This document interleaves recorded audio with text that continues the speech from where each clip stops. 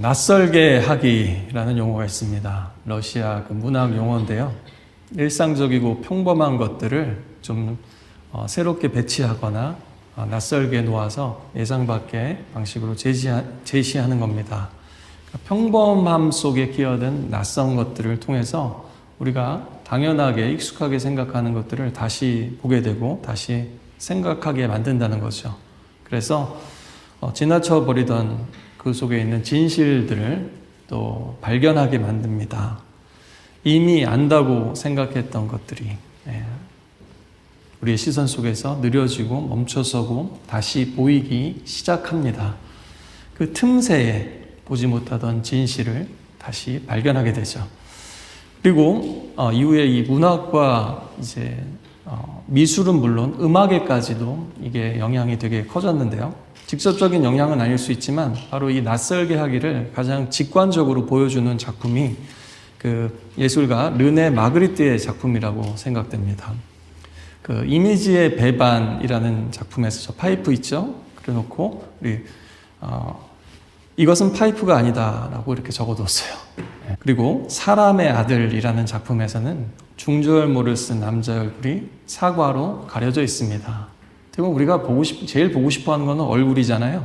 그렇죠? 근데 얼굴은 가려져 있습니다. 아마 저분이 살아계시면은 저 사과 대신에 스마트폰을 얼굴에다가 그려놓지 않았을까 하는 생각이 들기도 합니다.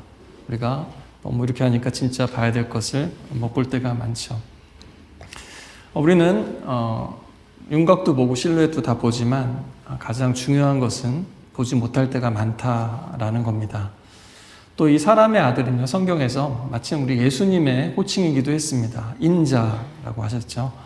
그래서 이분이 우리 예수님을 염두에 두고 이 작품을 만들었는지는 모르겠지만 우리 예수님이 바로 그런 분이셨습니다. 너무 사람들에게 평범하게 다가오셨지만 또 사람들이 예수님 말씀 듣고 안다고 생각했지만 진짜 예수님의 모습을 보지 못한 사람들이 많았습니다.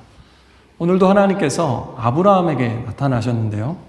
보니까 우리는 알잖아요. 성경을 읽으니까 읽는 우리는 이미 알고 있습니다. 하나님이 아브라함에게 나타나셨다는 것을. 근데 아브라함이 어느 시점에 하나님인지 인식했는지를 사실은 명확하지 않아요. 오늘 본문만 보면요. 그래서 오늘 이제 본문을 모티브로 만든 그 이제 작품들이 있는데요. 보면은 그 렘브란트라든지 그 샤갈의 작품들을 보면은 다 저렇게 저게 렘브란트 작품일 겁니다. 그래서 날개 이렇게 천사가 빛나고 있죠. 날개가 있죠. 샤갈의 작품도 마찬가지입니다. 조금 더 이렇게 화기애애하지만 그죠? 다 날개 달린 모습이 있고요. 라벤나 산 비탈레 성당의 모자이크에는 날개는 없어요. 제가 자세히 들여다봤는데 날개는 없고 이렇게 후광만 있더라고요. 후광만. 그러나 날개는 없지만 후광이 있다는 걸 통해서 뭔가 신비롭다, 거룩하다, 평범한 사람들하고 다르다라는 것을 보여주고 있잖아요. 그런데 오늘 이제 아브라함이 만난 그 하나님, 사람의 모습으로 나타났고요. 새 사람입니다. 보고 듣고 대화하고 만질 수 있는 존재로 나타났지만 날개도 없고 후광도 없었습니다. 하나님은 초월하신 분이지만 때로는 너무나 평범하게 다가오신다라는 거죠. 그래서 너무 평범해서 낯선 거예요.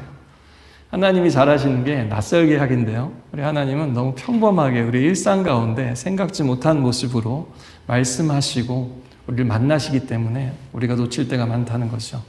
특히 하나님을 안다고 생각하거나 하나님에 대한 고정관념이나 이미지를 가지면 더 그래요. 그러면은 하나님을 못 만나는 게 아니라 만났는데도 만난 줄 모르는 거예요.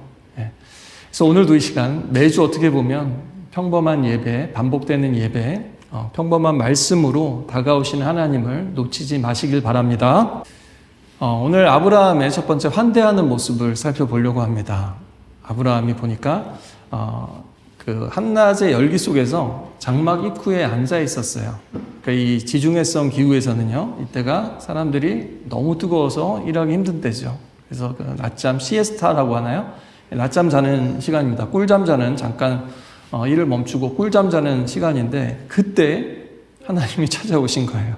아주 평범한 세 사람의 모습으로. 어떻게 보면 그냥 낯선 이방인, 낯선 손님, 그리고 예고 없이 불청객처럼 찾아오신 거죠. 이 고대 곤동에서는요, 이 환대 문화가 굉장했습니다. 그러니까 좀 이렇게 뭐 사막도 있고 날도 건조하고 그러다 보니까 좀 길을 떠나거나 여행을 하거나 할 때 물이나 음식이 없으면 정말 위험해지는 거죠. 그러니까 이것은 예의, 매너가 아니라 생존의 문제였습니다. 그래서 그 사회에서는 이렇게 환대를 잘 하는 것 자체가 그 사람이 존귀하고 명예로운 사람이라는 얘기고요. 이렇게 나그네나 사람들 지나가는데 인색하거나 모른 척하면 그 사람은 되게 수치스러운 사람 혹은 상종하면 안 되는 사람, 이런 지금도 이제 베두인 문화, 유목민 문화에서는 이런 것들이 남아 있다고 합니다. 자, 아브라함은 어떻게 했는가 보니까 동사가 막 연속되죠. 뛰어가고 땅에 엎드려 절하고, 또 제가 은혜를 입었으면 제발 들어오세요 하고 막 강권합니다. 지나치지 마세요라고 간청하죠. 말만 번지르르한 환대가 아니라 막 행동이 쏟아집니다.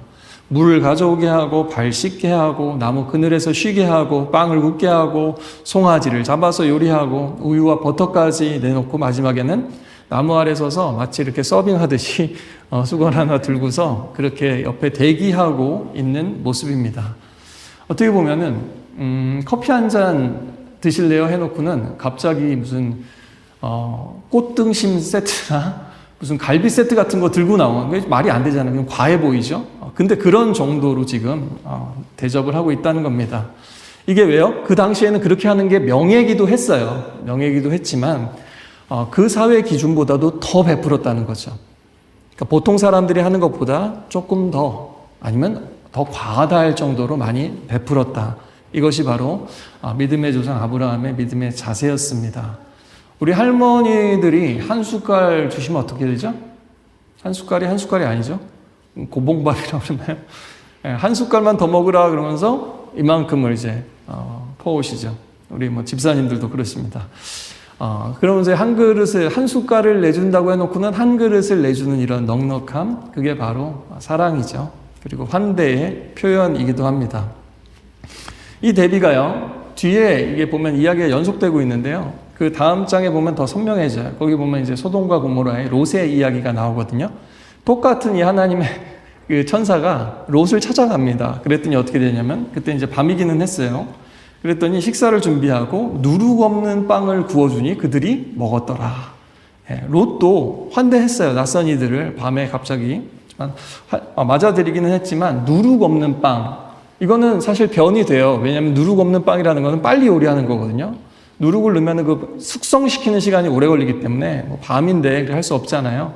그래서 빨리 했는데 느낌은 어떤 거냐면 우리로 치면은 밤 야식으로 라면을 급하게 끓여준 이런 느낌입니다. 그러니까 아브라함하고 너무 이제 대조가 되는 거죠. 그뿐만 아닙니다. 그 밤에 그러면 그 소돔과 고모라 사람들은 어떻게 했냐? 낯선 이에게 환대와 대접이 아니라 공격과 폭력과 망신 주기로 응대를 했습니다. 그래서요, 이 소돔과 고모라의 근본적인 죄는 단순히 성적인 타락만이 아니라 낯선 이를 환대하지 않는 거기에 있습니다. 그래서 꼭 기억하셔야 돼요.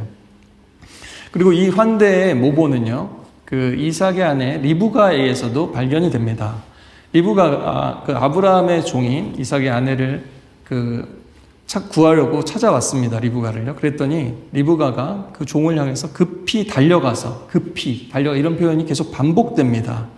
그 당시에 이래서 나그네가 지나가잖아요. 그러면 최소한이 뭐냐면 뭐 우물가에서 만났을 때 그러면 물 한 모금은 이렇게 대접하는 게 기본이었어요. 근데 리브가는 또 과합니다. 어떻게 하냐면 낙타에게도 제가 물을 주겠습니다. 그리고 낙타가 다 마실 때까지 물을 길어줍니다. 제가 여기 브리타니카 백과를 찾아보니까요, 이 낙타가 한 번에 먹을 수 있는 양이 얼마인 줄 아세요? 30갤런이랍니다. 113리터 정도의 물을 한 번에 먹는 게 여행을 마치고 온 낙타가요.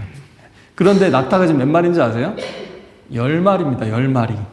그러면은 우리 정원에 보통 뭐 10리터짜리 워터캔으로 100번, 150번 날라야 되는 거예요. 근데 리브가가 그렇게 중노동을 하면서 그걸 주저하지 않고 기쁘게 했다라는 겁니다. 그래서요, 어떻게 보면 리브가는 이 환대에 있어서는 그 여성 아브라함과 같은 거죠. 그래서 이 믿음의 이 집안, 이 계보는 위대한 이름만으로 되는 것이 아니라 이런 낯선 일을 환대하고 찾아가고 달려가는 모습에서 드러난다라는 겁니다. 하나님은 낯설게 다가오십니다. 때로는 너무나 급작스럽게 다가오시죠. 예수님도 그래서 도둑같이 온다라고 심지어 말씀하셨습니다. 그래서 믿음은 내가 믿고 있는 하나님, 익숙한 하나님, 그분만 붙드는 것이 아니라 내게 갑자기 훅 들어오시는 예수님을 알아보고 거기에 반응하는 겁니다. 올바르게. 그래서 히브리서에는요, 부지 중에 알지 못하고 아브라함이 천사들을 대접했다라고 합니다. 천사는요, 이렇게 내가 삐까번쩍하니까 막 잘못이지 이게 아니라 반가워할 만한 사람이 아니라 대접하기 버거운 사람, 내 스케줄을 깨고 들어오는 사람, 또 도움이 필요한 약자의 모습으로 찾아옵니다. 예수님 표현대로 하면 지극히 작은 자죠. 혹시 한국에서 지내실 때 그 택배 기사님이나 우편하시는 분들에게 날 더울 때 요즘엔 이것마저도 조심스러운데요. 바카스나 음료수 건네본 분들 계실 겁니다. 그렇죠? 네, 수고 많으십니다. 감사합니다. 근데 문제는 언제냐? 평소에는 넉넉하신 분인데요. 이제 아기가 아직 어려요. 그래서 이제 밤에도 잠을 많이 못 자고 낮에 가까스로 이제 잠을 딱 재웠단 말이죠. 그리고 나도 잠깐 잠이 딱 들었어요. 근데 하필 그때 띵동도 아니고 제가 왔어요! 그리고 이제 그냥 가신단 말이죠. 그러면 그때는 그 어떤 그 순간의 짜증과 이 분노를 다스리기가 상당히 어렵죠. 예, 뭐 심지어는 앞에 조용히 놔주세요라고 썼는데 그분이 못 보셨어. 막 그러면은 막 고개 센터에 쓸 거야. 막 이런 분들도 계십니다. 그러니까 평소에 넉넉한 사람도 이렇게 잠 못 자고 힘들고 예민하잖아요. 그러면 왜 하필? 왜? 이런 말이 튀어나온다라는 거죠. 특히 이제 MBTI J 판단형이라고 그러죠. 이런 분들. 굉장히 이런 분들 성실하시죠. 그리고 꼼꼼합니다. 준비성, 부지런함, 이런 건 책임감 다 좋습니다. 이건 하나님께서 기뻐하시는 일이죠. 그런데 이런 분들의 특징이 뭐냐면 바로 이렇다는 거죠. 내 스케줄에 계획에 없는 일, 일정이 없던 게 갑자기 끼어들거나 예고 없이 찾아온 사람들 앞에서 뭔가 당황하거나 예민해지거나 짜증을 내기가 너무나 쉽다라는 겁니다. 그래서 이것을요, 여러분, 믿음의 어떤 기질이나 개인의 어떤 그 성격이나 성향이라고만 생각하지 마셔야 됩니다. 예수 믿는 사람은요, 내 천선적인 성향이 어떻든지 빚어져 가는 거예요. 믿음의 성품으로. 계속 변화해야 됩니다. 열어두셔야 돼요. 아시겠죠? 내가 나를 아는 건 중요합니다. 나는 이렇구나, 이럴 때 힘들구나 하는 건 너무 중요하죠. 그러나 그것을 고정해 두시면 안 된다라는 거예요. 나는 그렇게 챙겨 먹었지만, 나는 예수님이 다르게 만들어 가신다. 이것을 늘 받아들일 수 있어야 된다라는 거죠. 여러분, 진짜예요. 예수 믿는 사람은요, 이 예외가 없습니다. 네, 무슨 얘기냐면요. 여러분이 그러니까 지혜로운 사람 뭐냐면요. 빨리빨리 바꾸는 거예요. 깨닫고. 그렇지 않으면 오래 걸려요. 왜냐하면 하나님이 내가 빨리빨리 안 하잖아요. 그러면 그런 일을 더 많이 허락하실 수도 있어요. 힘들지만 사랑하셔서. 왜냐하면 그거 안 변하면 하나님의 일을 못 하거든요. 하나님의 길을 못 따라갑니다. 또 나도 어떨 때는 내가 구원받는데도 나의 구원이 때로는 뿌리채 흔들릴 때도 있어요. 정말 하나님은 사랑하시니까 어떻게 해서든지 믿음의 사람을 만들어야 되시는 그런 입장이신 거죠. 그래서 생각해 보십시오. 그동안 계속 아브라함에게 말씀하시던 하나님께서 오늘은 식탁까지 찾아오셔서 다시 한번 약속을 못 받고 계신 거예요. 왜 그러시겠습니까? 약속은 받았는데 아직 이루어지지도 않고 현실은 너무 동떨어진 것 같은 거죠. 특히 아들을 주겠다라는 언약은 눈에 보이지 않을 뿐만 아니라 이제는 진짜 희망이 없어 보이는 거죠. 그런데 그럴 때 하나님은 더 가까이 오세요. 더 평범하게, 더 우리의 생활 속에 더 느낄 수 있도록 다가오신다는 겁니다. 장막 속으로, 식탁 속으로 더 살갑게, 더 친밀하게요. 예수님도 그래서 세상 끝날에 오라고 하셨습니까? 내가 문 밖에 서서 두드리느니 누구든지 내 음성을 듣고 문을 열면 내가 들어가서 그와 함께 먹고 그는 나와 함께 먹을 것이다. 아브라함의 장막 앞에 서 계셨던 주님께서 세상 끝날에 모든 사람들 앞에서 이렇게 마음 문을 두드리고 계신다라는 겁니다. 그런데 이 말씀을 주신 이유는 뭐예요? 좀 예수님 맞아 달라는 거잖아요. 근데도 많은 사람들이 찬바람이 불면서 마음의 문을 닫고서 살아간다라는 겁니다. 또 어떤 분들은 교회 생활을 하지만 여전히 내 생각만큼, 내 기준만큼, 내 마음의 어떤 그 벽을 딱 친 만큼만 하시는 분들이 계세요. 그게 허물어져야 하나님의 은혜도 확 강물처럼 쏟아져 들어오고요. 또 사람들하고 막혀있던 관계들도요, 탁 뚫리는 것을 경험하게 됩니다.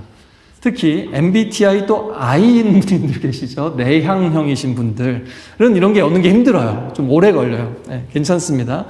그러나 우리 옥스포드 한인교회 문 언제든지 열려 있습니다. 그렇죠? 또 심지어는 저희 집 문도 열려 있습니다.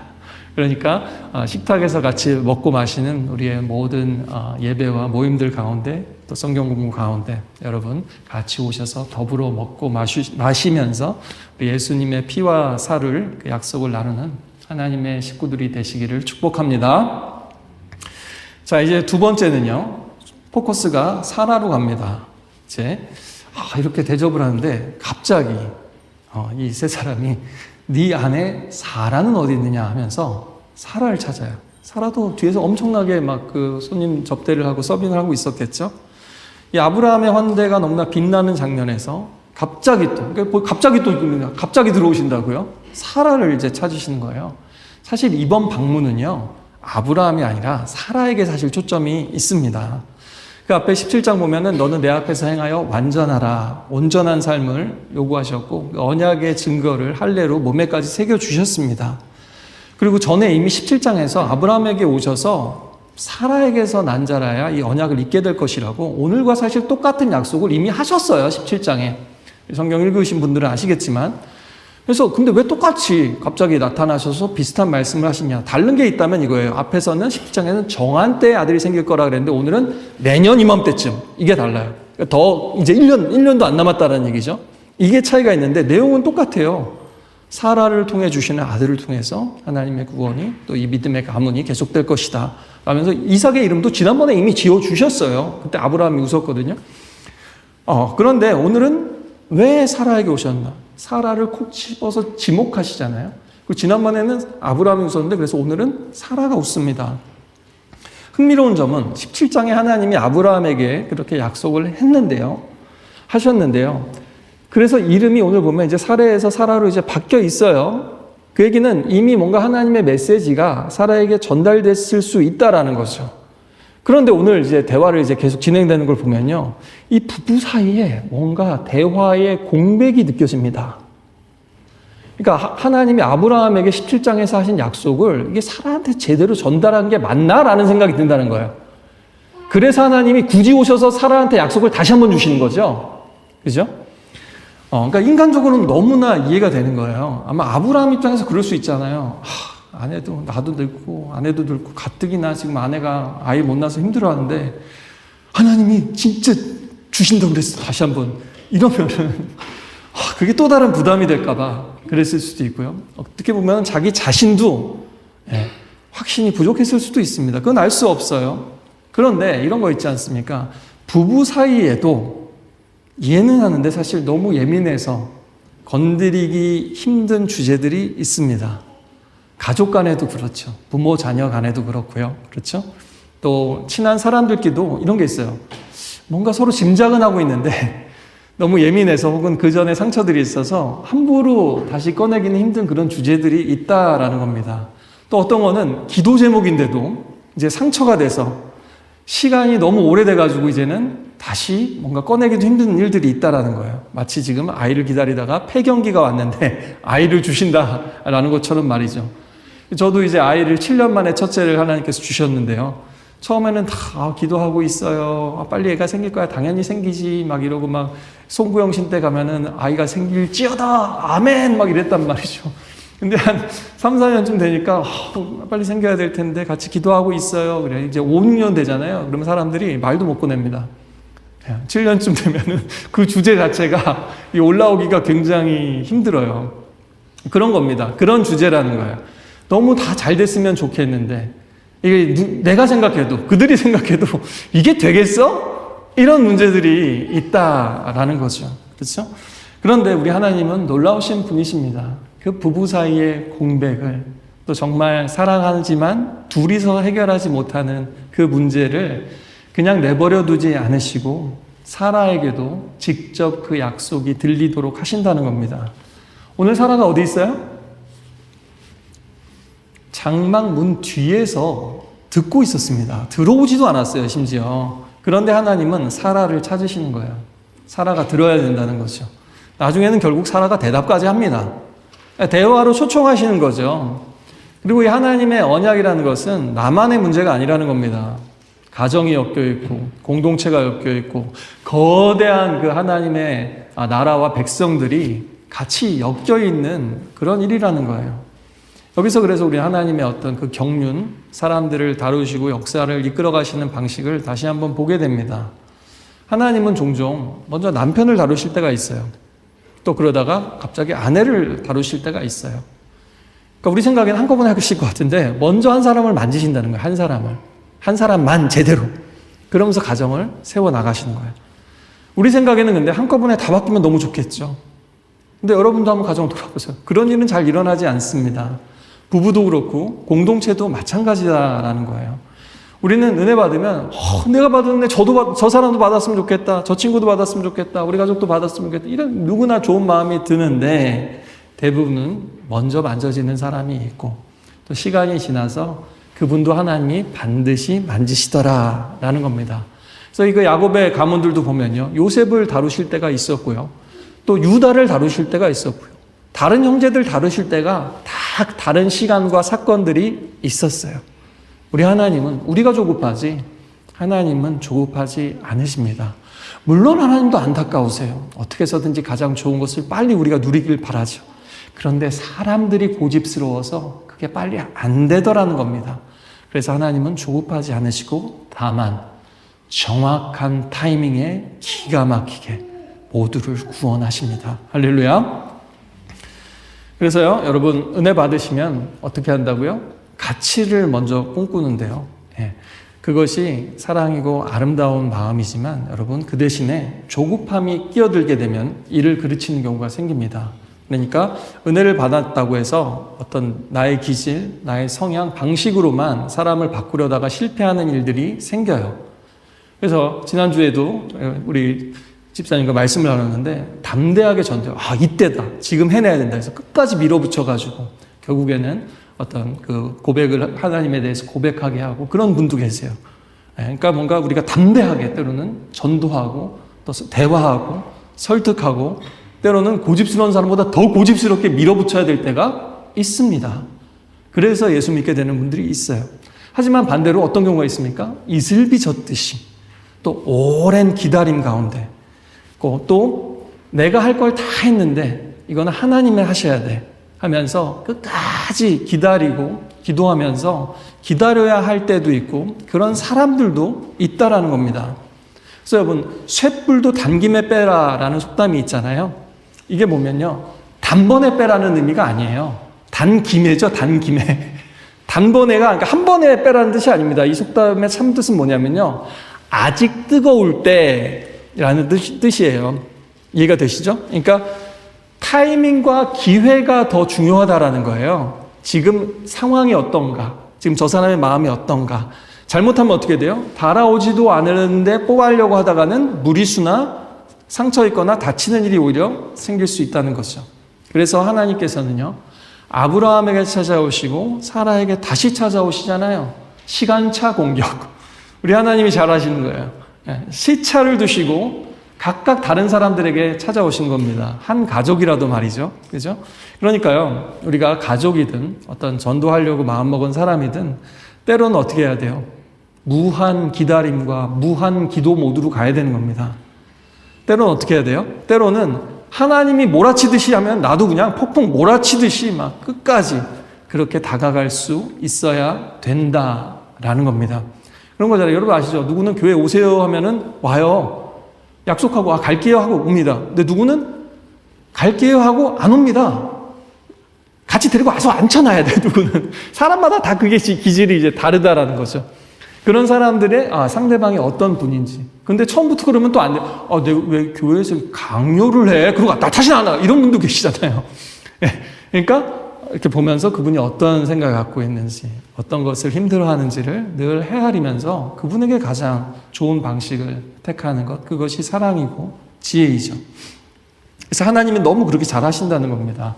11절 보니까요. 그리고 사라가 이제 웃는데 웃음의 배경을 설명합니다. 이미 나이가 늙었고 아이를 낳을 수 있는 시기가 지났다. 경수가 끊어졌다. 혹은 이제 폐경기가 온 거죠. 오늘날 의학적으로는 폐경 이행기에 이런 드문 일이 있다고 합니다. 근데 오늘 본문의 논점은 그게 아니죠. 그때는 그런 의학 지식 갖고 있는 게 아니니까요.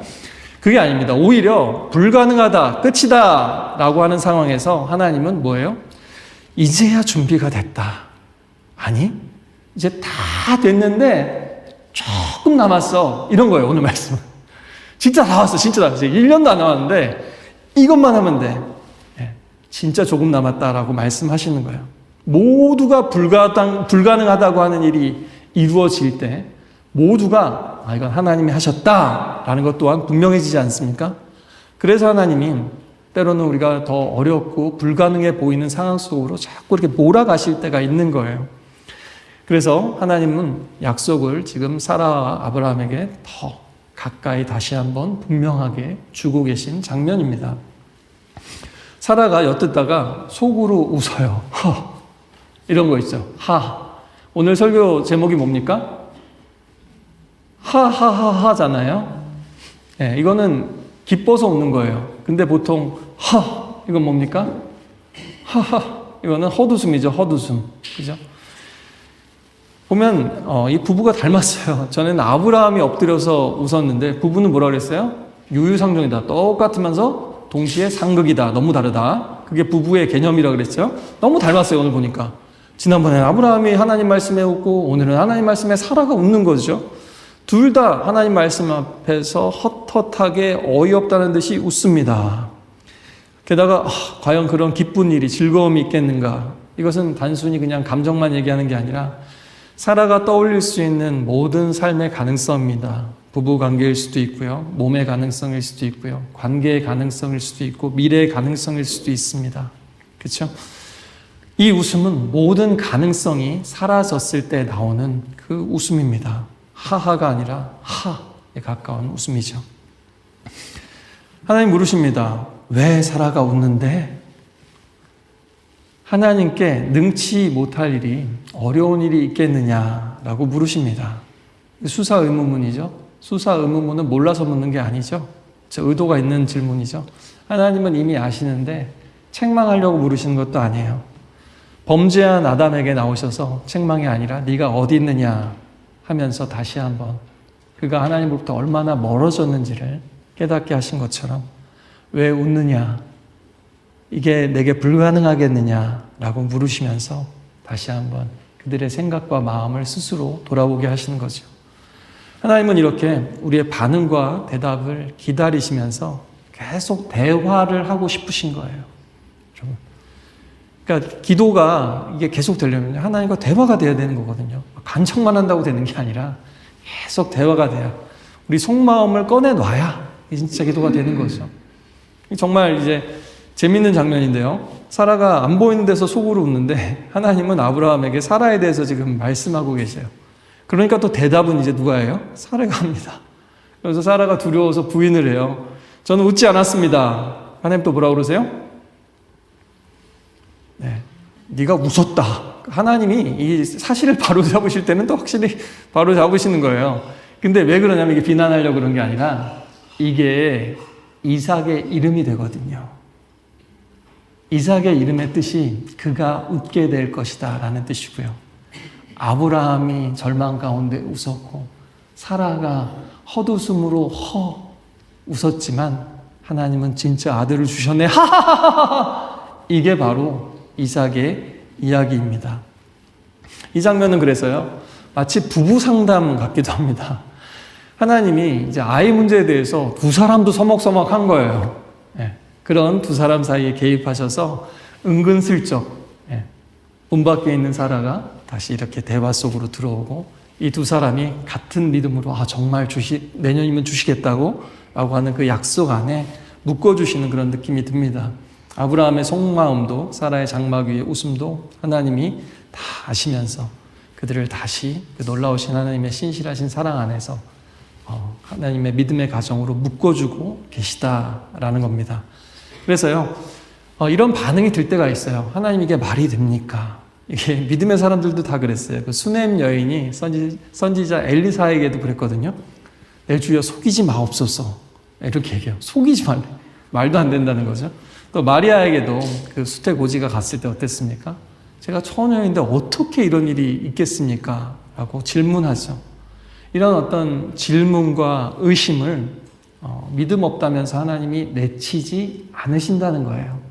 그러니까 우리가 흔들릴 때에도 또 포기할 때에도 하나님 붙들고 흔들리고 하나님 붙들고 하나님 안에서 포기하면요, 하나님이 더 놀라운 것들을, 더 확실한 것들을 주십니다. 그러니까 의심스러우면요, 의심스럽다고 기도하시라고 제가 늘 말씀드리죠. 그 대신에 돌아서지 마시라는 겁니다. 돌아서지 마시고 하나님 끝까지 붙잡아 보시라는 거예요. 하나님 솔직히 잘 모르겠습니다. 제가 저도 이 사역지 기다리면서 전에 한번 말씀드렸죠. 하나님 저 이제 정말 저도 잘 모르겠습니다. 하나님 도대체 어떻게 하시려고 하시는 겁니까? 라고 하면서 모르겠다고. 그러나 하나님은 아신다면서요. 또 하나님 허튼 약속하시는 분 아니시잖아요. 또 내 삶에도 이 어이없어 보이는 주님의 약속이 이루어지는 것을 보게 해 주십시오. 그래서 내가 하나님의 사람이고 또 내 주변에 있는 이들도 살아계신 하나님을 볼 수 있도록 역사해 주십시오. 그렇게 기도하는 겁니다. 그래서 마음에 또 그러다가요, 그렇게 하나님과 대화하고 예배하다 보면요, 마음에 또 믿음이 불끈 일어날 때가 있어요. 그러면 그럴 때는 어떻게 하는 겁니까? 마리아처럼 네, 주님의 말씀대로 이루어지리이다. 이루어질 것입니다. 아멘 하고 선포하는 겁니다. 아멘은 그냥 믿어져서 믿는 게 아니라, 감정이 아니라 결단이기도 한 거예요. 내가 내 자신에게, 내 영혼에게, 내 현실을 향해서, 내 두려움을 향해서 선포하는 겁니다. 하나님이 하신다면 반드시 하신다. 이렇게 하나님은 부부가 공유하지 못하는 그 하나님의 약속을 다시 공유하도록 만드십니다. 둘이 닿을 수 없고 연결하지 못하는 그 마음을 하나님이 다시 접속하게 해주십니다. 그래서 오늘 우리도 이렇게 기도했으면 좋겠어요. 하나님, 아브라함에게 찾아오시고 사라에게 찾아오신 것처럼 내 남편에게도 찾아와 주십시오. 내 아내에게도 찾아와 주십시오. 내 부모님에게도 찾아와 주십시오. 내 자녀에게도 찾아와 주십시오. 내 친구에게도 찾아와 주십시오. 내 동료에게도 찾아와 주십시오. 내게 찾아와 주신 것처럼, 내게 말씀해 주신 것처럼, 내게 응답해 주신 것처럼 저 사람도 저 사람의 때에 찾아가 주십시오. 그러면서 내 방식으로 애쓰기보다 하나님이 직접 질문하시고 대화하시고 약속하셔서 그 헛웃음을 진짜 기쁨의 웃음으로 바꿔주시는 그 놀라운 하나님의 일을 모두가 경험하게 해주십시오. 함께 오늘 기도했으면 좋겠습니다. 창세기 21장에는 하나님께서 말씀하신 대로 사라를 돌보셨고 하나님께서 말씀하신 그대로 사라에게 이루어주셨다. 말씀대로 진짜 지키셨다는 거예요. 사라가 임신하고 아들을 낳았습니다. 그리고 사라가 21장 6절에 보니까 고백합니다. 하나님께서 나로 웃게 하시니 이 소식을 듣는 사람이 다 나와 함께 웃을 것이다. 이삭의 이름은 의성어라고 했습니다. 하하하하. 그가 웃게 될 것이다. 아브라함도 사라도 웃었습니다.